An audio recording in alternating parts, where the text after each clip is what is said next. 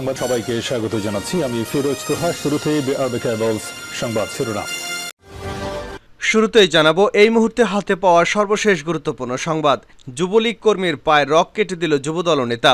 লালমনিরহাটের কালীগঞ্জ উপজেলায় সরকারি ঘর বিক্রির টাকা ফেরত চাওয়ায় আইনাল হক নামের এক যুবলীগ কর্মীর পায়ে রক কাটার অভিযোগ উঠেছে যুবদল নেতা ও ইউপি সদস্য রমজান আলীর বিরুদ্ধে।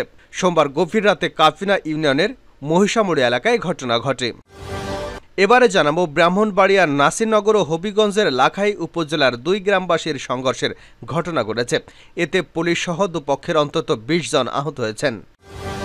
জানাবো বিরোধী দলীয় নেতা জাতীয় পার্টির চেয়ারম্যান জেম কাদের বলেছেন, প্রতিদিনই সড়কে প্রাণ যাচ্ছে, কোনো প্রতিকার নেই। সড়কে প্রতিদিনের অপমৃত্যু যেন স্বাভাবিক ঘটনা। প্রতিদিন এমন দুর্ঘটনার সংবাদ মেনে নেওয়া যায় না। তদন্ত করে দুর্ঘটনার কারণ প্রকাশ করতে হবে এবং দায়ীদের বিরুদ্ধে আইনানুগ ব্যবস্থা নিতে হবে। সড়ক ব্যবস্থাপনায় জবাবদিহি নিশ্চিত করতে হবে। এদিকে আজ ঐতিহাসিক মুজিবনগর দিবস। স্বাধীন বাংলাদেশের ইতিহাসে একটি গুরুত্বপূর্ণ দিন 17ই এপ্রিল। স্বাধীনতার ঘোষণার পর এই দিন স্বাধীন প্রজাতন্ত্রী বাংলাদেশ সরকারের শপথ গ্রহণ করে। ঐতিহাসিক মুজিবনগর দিবস হিসেবে এই দিনটি পালন করা হয়। এবারে থাকছে উপজেলা নির্বাচন নিয়ে এখনও বিভ্রান্তিতে বিএনপি।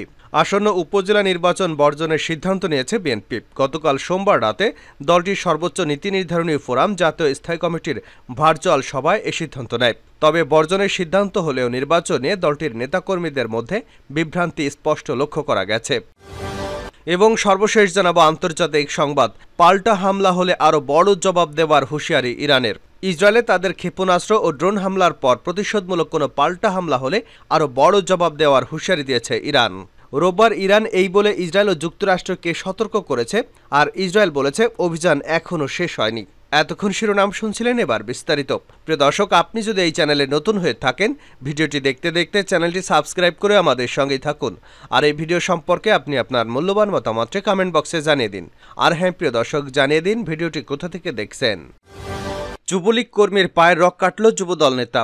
লালমনিরহাটের কালীগঞ্জ উপজেলায় সরকারি ঘর বিক্রির টাকা ফেরত চাওয়ায় আইনাল হক নামের এক যুবলীগ কর্মীর পায়ে রক কাটার অভিযোগ উঠেছে যুবদল নেতা ও ইউপি সদস্য রমজান আলীর বিরুদ্ধে। সোমবার গভীর রাতে কাকিনা ইউনিয়নের মহিষামুড়ি এলাকায় ঘটনা ঘটে। আহত আইনাল উপজেলার কাকিনা ইউনিয়নের মহিষামুড়ি এলাকার ছেলে। সে কাকিনা ইউনিয়ন যুবলীগের একজন সক্রিয় কর্মী। অভিযুক্ত রমজান আলী কাকিনা ইউনিয়ন যুবদলের সহসভাপতি এবং ইউনিয়নের 9 নং ওয়ার্ডের সদস্য। জানা গেছে, ইউপি সদস্য রমজান আলী ক্ষমতার দাপট দেখিয়ে দীর্ঘদিন ধরে ওই এলাকায় নির্মিত প্রধানমন্ত্রীর উপহার সরকারি ঘর ভূমিহীন মানুষের নিকট বিক্রি করে মোটা অঙ্কের টাকা হাতিয়ে নেয়। সোমবার ঘর না পাওয়া একজন ইউপি সদস্য রমজান আলীর কাছে টাকা ফেরত চায়। এতে ক্ষিপ্ত হয়ে রমজান ও তার বাহিনী যুবলীগ কর্মী আইনালের উপর হামলা করে তাকে হাতুড়ি এবং বল্লম দিয়ে পিটিয়ে আহত করে। এক পর্যায়ে ধারালো অস্ত্র দিয়ে তার পায়ে রক কেটে দেয়। পরে রক্তাক্ত অবস্থায় আহত আইনালকে স্থানীয়রা উদ্ধার করে কালীগঞ্জ উপজেলা স্বাস্থ্য কমপ্লেক্সে নিলে কর্তব্যরত চিকিৎসক তার অবস্থা গুরুতর দেখে দ্রুত রংপুর মেডিকেল কলেজ হাসপাতালে স্থানান্তর করেন। বর্তমানে আইনাল রংপুর মেডিকেল কলেজ হাসপাতালে চিকিৎসাধীন রয়েছেন।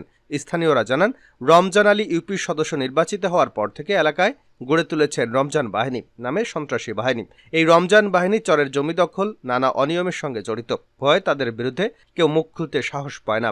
এ ঘটনায় কালীগঞ্জ থানায় এখন পর্যন্ত কোনো মামলা দায়ের করা হয়নি, তবে মামলা দায়েরের প্রস্তুতি চলছে বলে জানা গেছে। কালীগঞ্জ থানার ওসি ইমতিয়াজ কবির বলেন, ঘটনাটি শুনেই প্রাথমিক তদন্ত করা হয়েছে। অভিযোগ পেলে দোষীদের বিরুদ্ধে আইনানুগ ব্যবস্থা গ্রহণ করা হবে। ব্রাহ্মণবাড়িয়া ও হবিগঞ্জে 2 গ্রামবাসীর সংঘর্ষে আহত 20।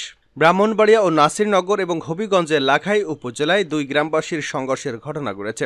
এতে 4 পুলিশ সহ দুপক্ষের অন্তত 20 জন আহত হয়েছেন। মঙ্গলবার সন্ধ্যায় নাসিরনগরের ফান্দাউক এবং লাখাও উপজেলার মোড়াকুড়ি গ্রামের দুপক্ষের মধ্যে সংঘর্ষের ঘটনা ঘটে। পরে পুলিশ লাঠিচার্জ ও টিয়ারশিল ছুড়ে পরিস্থিতি নিয়ন্ত্রণে আনে। স্থানীয়রা জানান, ব্রাহ্মণবাড়িয়া নাসিরনগরের ফান্দাউ গ্রামে বৈশাখী মেলা চলছে। মেলার আশপাশের বিভিন্ন এলাকা থেকে লোকজন আসে। মঙ্গলবার বিকেলে মেলার পার্শ্ববর্তী জেলায় হবিগঞ্জের লাখাই উপজেলার মোড়াকুড়ি গ্রামের এক যুবকের সঙ্গে ফান্দাউ গ্রামের এক যুবকের কথা কাটাকাটি হয়। এ সময় বিষয়টি তাৎক্ষণিকভাবে মীমাংসাও করে দেওয়া হয়। পরে সন্ধ্যায় দুপক্ষ স্থানীয় একটি মাঠে দেশীয় অস্ত্র নিয়ে সংঘর্ষে জড়িয়ে পড়ে। এ সময় ব্যাপক ইটপাটকেল নিক্ষেপ করা হয়। এ বিষয়ে নাসিরনগর থানার ভারপ্রাপ্ত কর্মকর্তা মোহাম্মদ সোহাগুদ্দিন জানান, তুচ্ছ ঘটনার জেরে এই সংঘর্ষের ঘটনা ঘটেছে। তাৎক্ষণিকভাবে পুলিশ ঘটনাস্থলে গিয়ে পরিস্থিতি নিয়ন্ত্রণে আনে। বর্তমানে পরিস্থিতি স্বাভাবিক রয়েছে। ঘটনাস্থলে অতিরিক্ত পুলিশ মোতায়েন রয়েছে। সড়ক দুর্ঘটনায় দায়ীদের বিরুদ্ধে ব্যবস্থা গ্রহণের দাবি বিরোধী দলীয় নেতার। বিরোধী দলীয় নেতা ও জাতীয় পার্টির চেয়ারম্যান জি এম কাদের বলেছেন, প্রতিদিনই সড়কে প্রাণ যাচ্ছে, কোনো প্রতিকার নেই। সড়কে প্রতিদিনের অপমৃত্যু যেন স্বাভাবিক ঘটনা। প্রতিদিন এমন সড়ক দুর্ঘটনার সংবাদ মেনে নেওয়া যায় না। তদন্ত করে দুর্ঘটনার কারণ প্রকাশ করতে হবে এবং দায়ীদের বিরুদ্ধে আইনানুগ ব্যবস্থা নিতে হবে। সড়ক ব্যবস্থাপনায় জবাবদিহি নিশ্চিত করতে হবে। মঙ্গলবার গণমাধ্যমে পাঠানো এক বিবৃতিতে তিনি কথা বলেন। বিবৃতিতে বলা হয়, সড়কে কমছেই না মৃত্যুর মিছিল। গেল 8 থেকে 14 এপ্রিল 7 দিনে 117টি সড়ক দুর্ঘটনায় 122 জন মারা গেছে। এতে আহত হয়েছে আরও অন্তত 195 জন। গতকাল ফরিদপুরের কানাইপুরে ও ময়মনসিংহে পৃথক দুটি সড়ক দুর্ঘটনায় একই পরিবারের 4 জন সহ মোট 15 জনের প্রাণহানি ঘটেছে। এতে গভীর শোক ও দুঃখ প্রকাশ করেছেন বিরোধী দলীয় নেতা ও জাতীয় পার্টির চেয়ারম্যান জি এম কাদের এমপি। শোক বার্তায় নিহতদের বিদেহী আত্মার মাগফিরাত কামনা করেছেন তিনি ও পাশাপাশি আহতদের দ্রুত সুস্থতা কামনা করেন। শোক সন্তপ্ত পরিবারের প্রতি জানিয়েছেন গভীর সমবেদনা। শোক বার্তায় বিরোধী দলীয় নেতা বলেন, নিহতদের পরিবারের প্রতি যৌক্তিক ক্ষতিপূরণ দিতে হবে, একই সাথে আহতদের প্রয়োজনীয় চিকিৎসা নিশ্চিত করতে হবে সংশ্লিষ্টদের। আজ ঐতিহাসিক মুজিবনগর দিবস। স্বাধীনতা ঘোষণার পর এদিন স্বাধীন প্রজাতন্ত্রী বাংলাদেশের প্রথম সরকার শপথ গ্রহণ করে। ঐতিহাসিক মুজিবনগর দিবস হিসেবে এই দিনটি পালন করা হয়। 1971 সালে 26শে মার্চ জাতির পিতা বঙ্গবন্ধু শেখ মুজিবুর রহমান বাংলাদেশের স্বাধীনতা ঘোষণা করেন।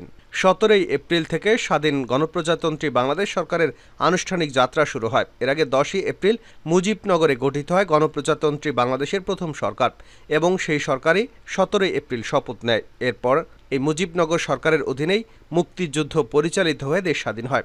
1971 সালের এই দিনে তৎকালীন কুষ্টিয়া জেলার মেহেরপুরের বৈদ্যনাথ তলার আম্রকাননে স্বাধীন বাংলাদেশের প্রথম সরকারের রাষ্ট্রপতি ও মন্ত্রিসভার সদস্যরা আনুষ্ঠানিকভাবে শপথ গ্রহণ করেন। এই শপথ গ্রহণ অনুষ্ঠানে ঘোষিত হয় গণপ্রজাতন্ত্রী বাংলাদেশ সরকারের স্বাধীনতার ঘোষণাপত্র। এই দিন থেকে স্থানটি মুজিবনগর নামে পরিচিতি লাভ করে। বাংলাদেশের উপর চেপে বসা পাকিস্তানি উপনিবেশিক শাসন শোষণ নির্যাতনের বিরুদ্ধে দীর্ঘ আন্দোলন সংগ্রামের পথ অতিক্রম করে 1971 সালে 26শে মার্চ জাতির পিতা বঙ্গবন্ধু শেখ মুজিবুর রহমান বাংলাদেশের স্বাধীনতার ঘোষণা দেন। এর আগে 25শে মার্চ রাতে পাকিস্তানি হানাদার বাহিনী অস্ত্রশস্ত্র নিয়ে অতর্কিতে নিরস্ত্র বাঙালিদের উপর বর্বরোচিত হামলা চালায়। এই ঘটনার সঙ্গে সঙ্গেই 26শে মার্চের প্রথম প্রহরেই ওয়্যারলেসের মাধ্যমে আনুষ্ঠানিকভাবে বাংলাদেশের স্বাধীনতা ঘোষণা করেন বঙ্গবন্ধু। স্বাধীনতার ঘোষণার পরই বঙ্গবন্ধুকে গ্রেপ্তার করে নিয়ে যায় পাকিস্তানি সেনাবাহিনী। শুরু হয় রক্তক্ষয়ী মুক্তিযুদ্ধ। এই মুক্তিযুদ্ধ পরিচালনার জন্য 10 এপ্রিল আনুষ্ঠানিকভাবে সার্বভৌম গণপ্রজাতন্ত্রী বাংলাদেশের প্রতিষ্ঠার ঘোষণা করা হয় এবং সরকার গঠিত হয়। জানাবো আন্তর্জাতিক সংবাদ। পাল্টা হামলা হলে আরও বড় জবাব দেওয়ার হুঁশিয়ারি ইরানের। ইসরায়েলে তাদের ক্ষেপণাস্ত্র ও ড্রোন হামলার পর প্রতিশোধমূলক কোনো পাল্টা হামলা হলে আরও বড় জবাব দেওয়ার হুঁশিয়ারি দিয়েছে ইরান। রোববার ইরান এই বলে ইসরায়েল এবং যুক্তরাষ্ট্রকে সতর্ক করেছে, আর ইসরায়েল বলেছে অভিযান এখনও শেষ হয়নি। ওয়াশিংটন বলছে ইরানের সঙ্গে সংঘাতে জড়াতে চায় না যুক্তরাষ্ট্র, কিন্তু তাদের বাহিনীগুলো ইসরায়েলকে সুরক্ষা দিতে দ্বিধা করবে না। গাজা যুদ্ধের কারণে কয়েক মাস ধরেই ইসরায়েলের সঙ্গে ইরানের আঞ্চলিক মিত্রদের সংঘাত চলছে। এর মধ্যে 1 এপ্রিল সিরিয়ার রাজধানী দামেস্কো ইরানি কনসুলেটে সম্ভাব্য ইসরায়েলি হামলায় ইরানের রেভলিউশনারি গার্ডের শীর্ষ কয়েকজন কমান্ডার নিহত হয়। এই ঘটনাকে কেন্দ্র করে ইসরায়েলের সরাসরি হামলা চালিয়েছে ইরান। তবে কয়েকশো ক্ষেপণাস্ত্র এবং ড্রোন দিয়ে চালানো এই হামলায় ইসরায়েলের ক্ষতি অপেক্ষাকৃত কম হয়েছে।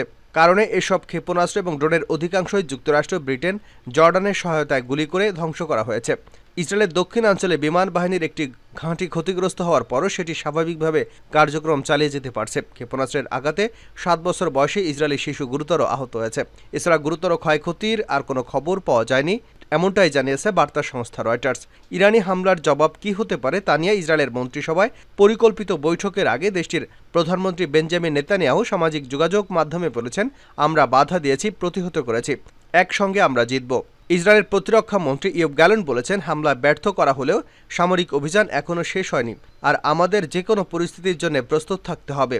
ইসরায়েল চ্যানেল 12 টেলিভিশনে আনামা এক ইসরায়েলি কর্মকর্তাকে উদ্ধৃত করে জানিয়েছে, ইরানি হামলায় উল্লেখযোগ্য প্রতিক্রিয়া দেখানো হবে। বিশ্ব শক্তি রাশিয়া, চীন, ফ্রান্স, মিশর, কাতার, সংযুক্ত আরব আমিরাতের মতো আরব দেশগুলো সংযত হওয়ার আহ্বান জানিয়েছে। জাতিসংঘে নিযুক্ত ইরানি কূটনৈতিক মিশন বলেছে, তাদের পদক্ষেপের লক্ষ্য ছিল ইসরায়েলের অপরাধের শাস্তি দেওয়া, কিন্তু এখন তারা বিষয়টি শেষ হয়েছে বলে মনে করেন। ইরানের সেনা প্রধান মেজর জেনারেল মোহাম্মদ বাঘেরি বলেছেন, ইসরায়েল যদি ইরানের বিরুদ্ধে প্রতিশোধমূলক হামলা চালায়, আমাদের জবাব আজ রাতে সামরিক পদক্ষেপের চেয়ে অনেক বড় হবে। প্রতিশোধমূলক হামলা চালাতে ইসরায়েলকে যুক্তরাষ্ট্র সাহায্য করলে তাদের ঘাঁটিগুলো হামলার শিকার হতে পারে বলে ওয়াশিংটনকে সতর্ক করেছেন তিনি। ইসরায়েলের বিরুদ্ধে ইরানের সামরিক পদক্ষেপকে নির্লজ্জ হামলা বলে অভিহিত করেছে মার্কিন প্রেসিডেন্ট জো বাইডেন।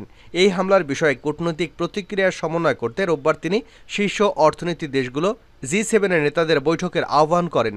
যুক্তরাষ্ট্রের প্রতিরক্ষা মন্ত্রী লয়েড অস্টিন বলেছেন, আমেরিকা ইরানের সঙ্গে সংঘাত চায় না, কিন্তু মার্কিন বাহিনীগুলোকে সুরক্ষা দিতে ইসরায়েলের প্রতিরক্ষায় সহায়তা করতে দ্বিধা করবে না। ইরানের হামলা নিন্দা জানানোর জন্য এই দেশটি রেভলিউশনারি গার্ডকে সন্ত্রাসী সংগঠন ঘোষণার জন্য জাতিসংঘ নিরাপত্তা পরিষদের প্রতি অনুরোধ জানিয়েছে ইসরায়েল। দেশটির অনুরোধে নিরাপত্তা পরিষদ নিউ ইয়র্কে স্থানীয় সময় রোববার বিকাল 4টায় একটি বৈঠক অনুষ্ঠিত হবার কথা রয়েছে।